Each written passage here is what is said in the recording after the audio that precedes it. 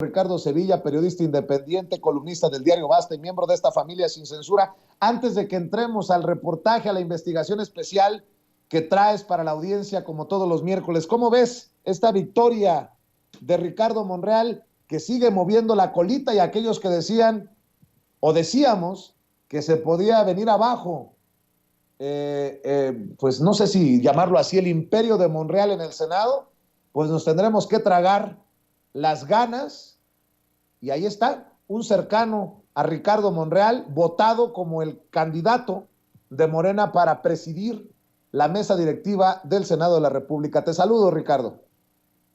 Querido Vicente, público memorioso, pues veo que Ricardo Monreal no ha fenecido, no va a fenecer, querido Vicente, porque Ricardo Monreal es un operador muy eficaz, hay que recordarlo y hay que reconocerlo, es un personaje que ha puesto en jaque a muchos grupos dentro de Morena que han estado clamando y reclamando la salida de Ricardo Monreal, pero insisto, este senador siempre tiene un as bajo la manga, ya lo vimos en su momento cuando le puso un pie a Claudia Sheinbaum, ayudándole a la oposición, particularmente a Sandra Cuevas, en la demarcación más peleada de la izquierda, que es la alcaldía Cuauhtémoc, y impuso a su candidata, a su amiga, a Sandra Cuevas. Entonces, no es la primera ocasión que Monreal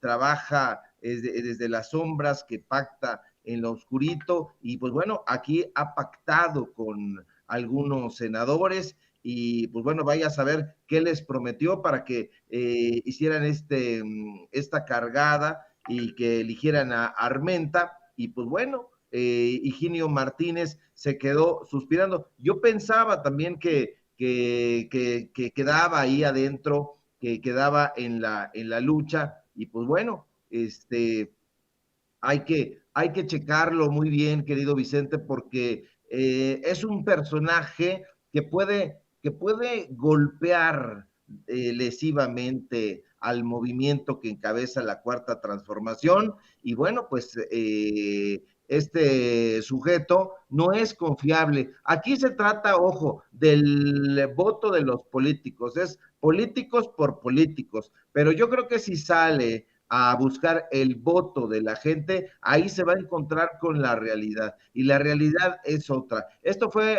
una votación entre senadores, hubo pactos políticos, hubo negociaciones, hubo acuerdos, hubo promesas, vaya a saber qué fue, insisto, lo que les prometió Ricardo Monreal para que se quedara uno de sus cercanos. ¿Qué fue lo que no pudo alcanzar Higinio Martínez? Higinio Martínez tiene una gran personalidad también política, es un hombre que se ha sabido mover, sobre todo en el Estado de México, ha acompañado a Delfina Gómez en la batalla, y tiene mucho que hacer todavía. Vamos a esperar a ver qué es lo que ocurre, a ver con qué nos salen estos personajes, pero por lo pronto Ricardo Monreal da prueba de que todavía tiene músculo político, y pues bueno, contra lo que habíamos vaticinado algunos que creíamos que ya Monreal estaba periclitando, resulta que no. 26 votos fueron los que obtuvo Higinio Martínez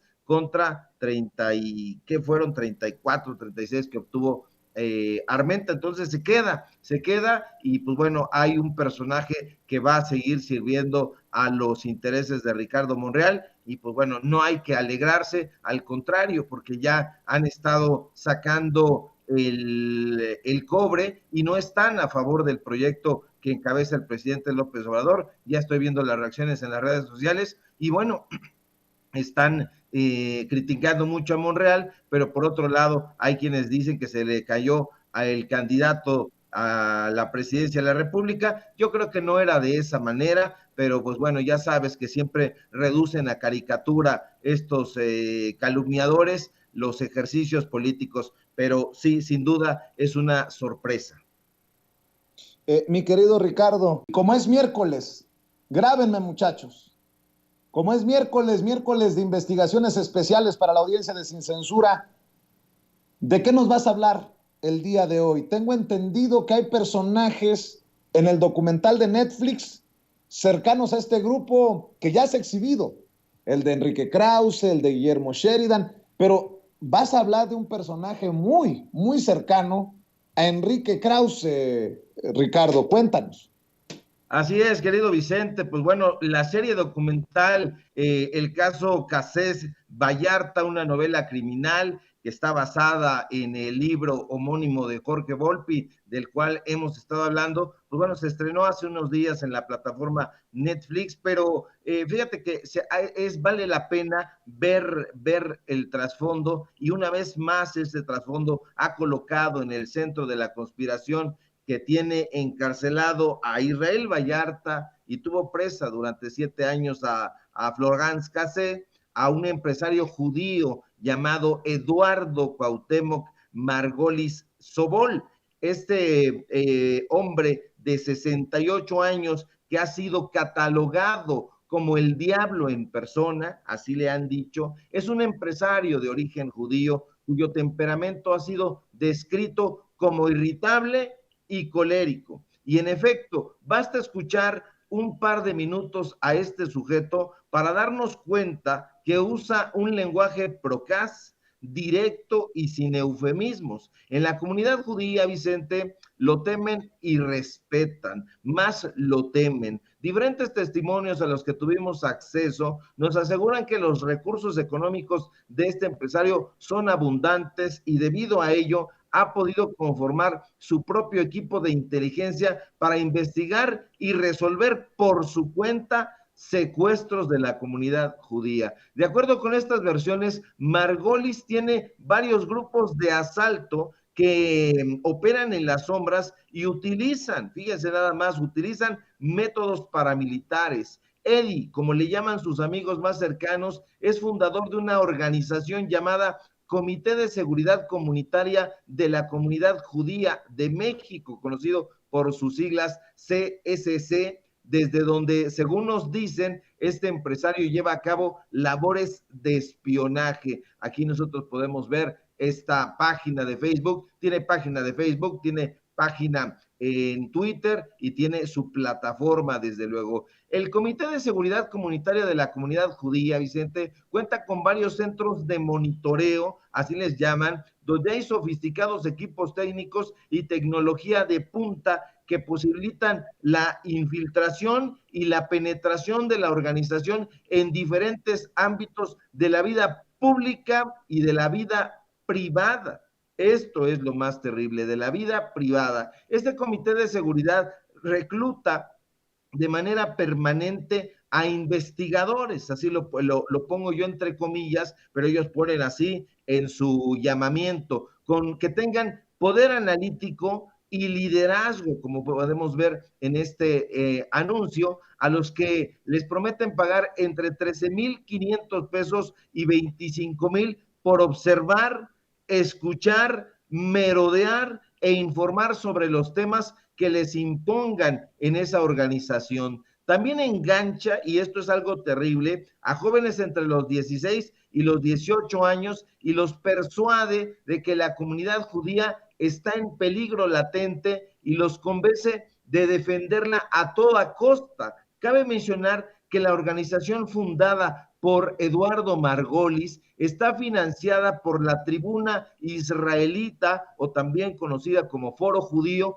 que es una de las principales organizaciones de la comunidad judía en México. Aquí podemos ver las imágenes. Y fíjate, Vicente, que de acuerdo con el sociólogo Salomón Haddad, a quien entrevistamos en exclusiva para este reportaje en Sin Censura, muchos miembros de la comunidad judía a la que él de hecho pertenece quedaron muy afectados por las historias del Holocausto y temen volver a pasar por algo semejante. Esa aprehensión, Vicente, ha sido aprovechada de manera muy lucrativa por Margolis, quien se las ha ingeniado de una u otra forma para ser visto como una suerte de protector y justiciero. De hecho, hay personas que acuden a Margolis como si fuese una suerte de Vito Andolini o Vito Corleone, con el fin de buscar protección o llevar a cabo una venganza. Un personaje que se presentó con nosotros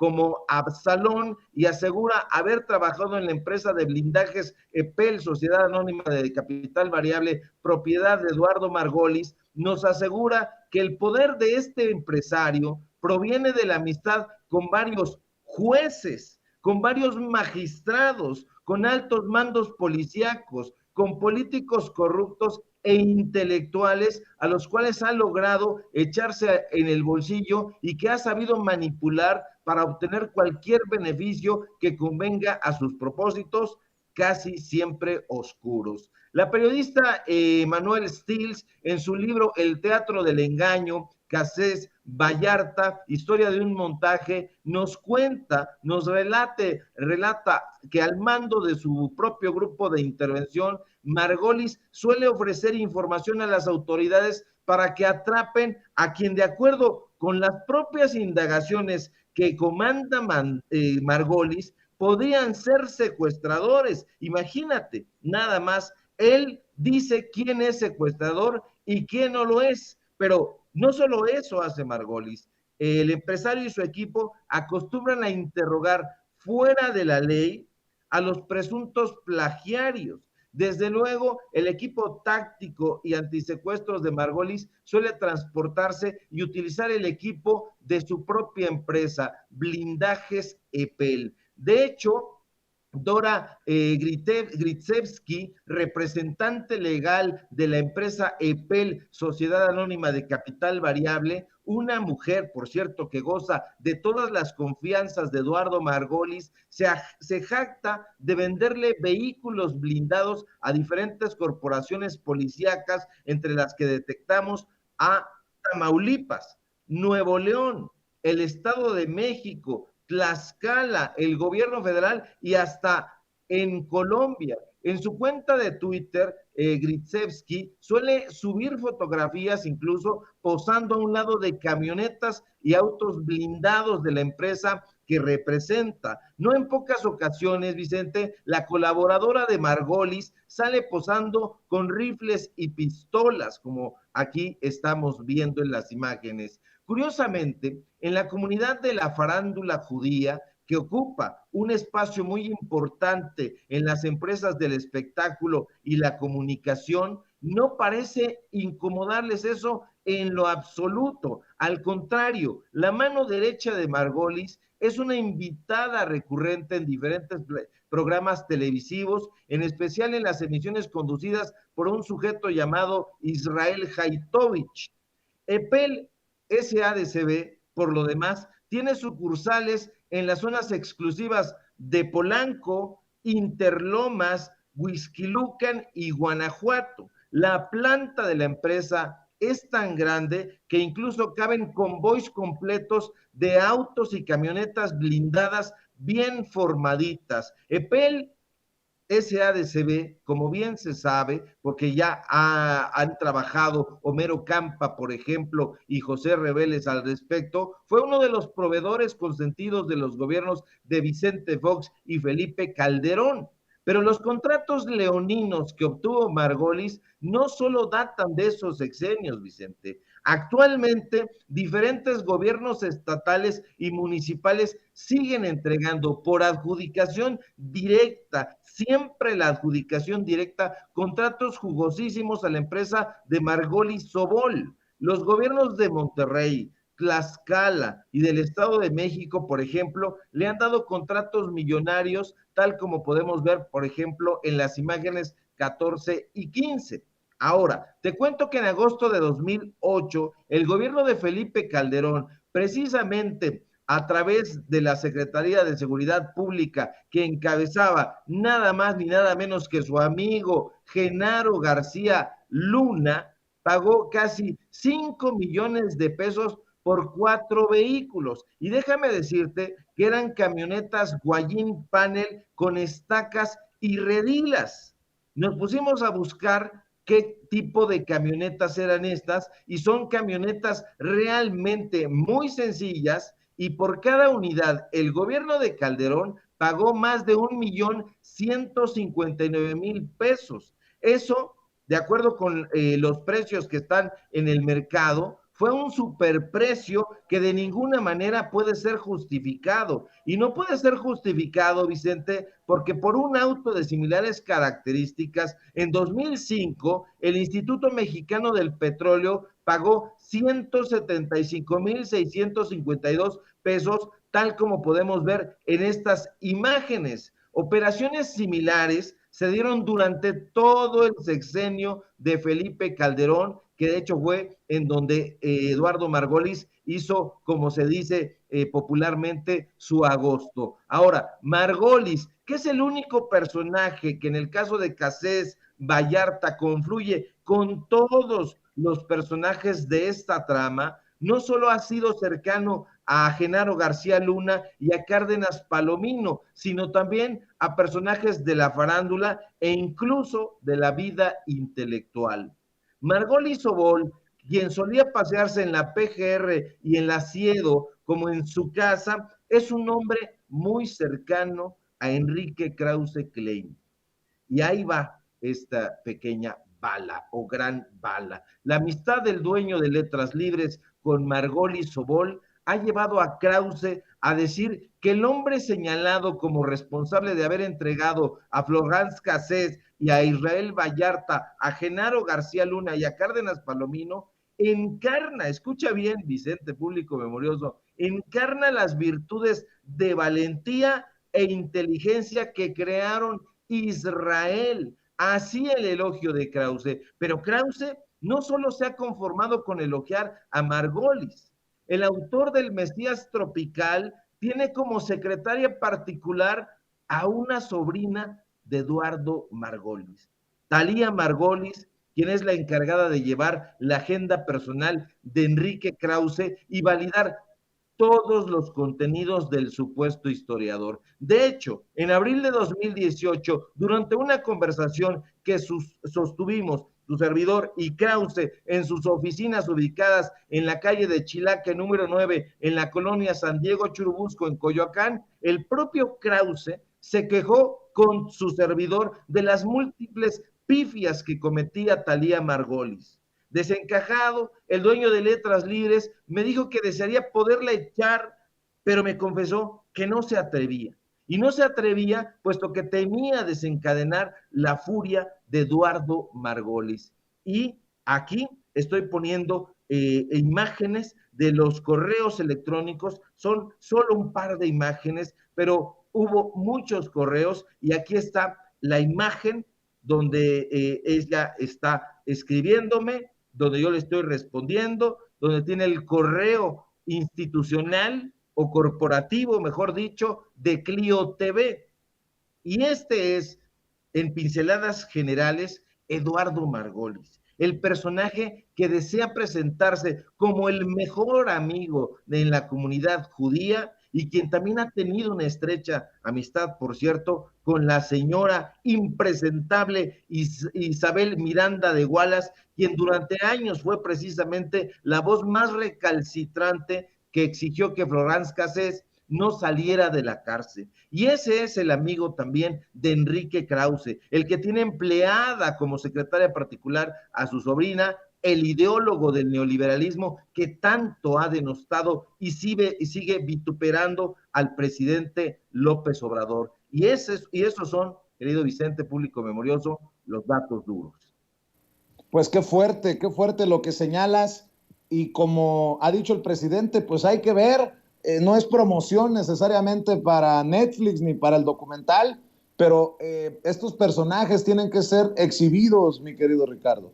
Querido Vicente, porque a mí me asombró mucho empezar a atar cabos vía este sujeto, Eduardo Margolis, y déjame decirte, alcalde, que en una de las entrevistas que yo tuve con Carmen Aristegui fuera del aire, yo hablaba precisamente de Talía Margolis y ella me dijo visiblemente preocupada, Margolis, de los Margolis, en ese momento yo no sabía quiénes eran los Margolis. Posteriormente supe y de una forma terrible quién era esta familia y pues ya lo sabes, el personaje que ha inventado esta banda de los zodiacos que de acuerdo con las investigaciones de Homero Campa, de Guadalupe Lizárraga, de Manuel Stills, de muchos reporteros y reporteras de investigación, no existió nunca la banda de los Zodiacos, fue una invención, es el hombre que puso en bandeja de plata a Israel Vallarta y a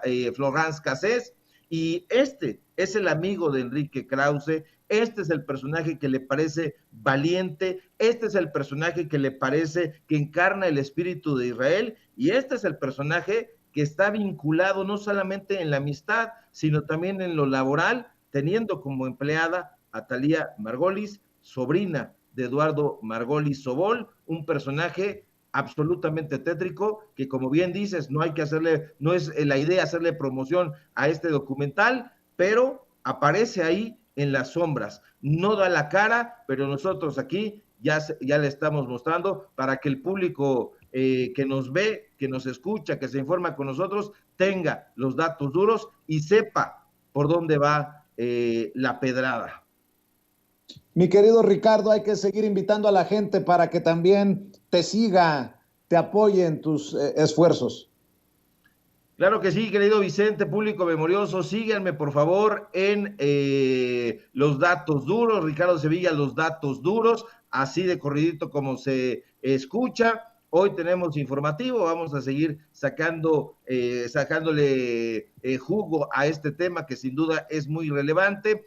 Hoy a las 8:30 de la noche.